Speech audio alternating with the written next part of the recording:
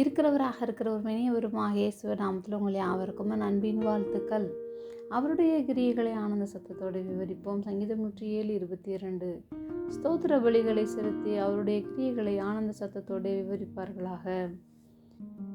நாம் இன்று ஜீவனோடு இருப்பது தேவனுடைய சுத்த கிருபையே. துன்பப்படுத்துகிற, வேதனைப்படுத்துகிற, தோல்வி அடைய செய்த, மலவீனம் அடைய செய்த காரணங்களை எண்ணி வருந்தி கொண்டிருக்கலாம்.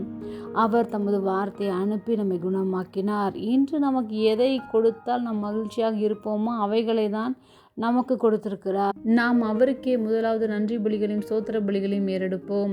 மனிதர்களாகிய நமக்கு அவர் செய்து வருகிற அதிசயங்கள் நிமித்தம் அவரை ஸ்தோத்தரிப்போம். அன்று இஸ்ரவேல் ஜனங்கள் தேவாலயத்தில் பலியிட வேண்டுமானால் அநேக பலிகளை முறைப்படி செலுத்த வேண்டும். பழுது இல்லாததாக இருக்க வேண்டும்.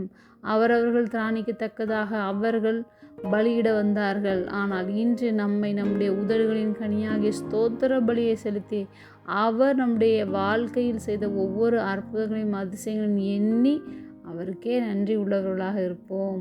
ஜெபம். அன்பின் பரம தகப்பனே, எப்பொழுதும் எங்களோடு கூட இருக்கிறவராகவே இருக்கிறவரே, உம்முடைய கிரியைகளை ஆனந்த சத்தத்தோடு விவரிப்போம். இயேசுவின் நாமத்தில் பிதாவே, ஆமென்.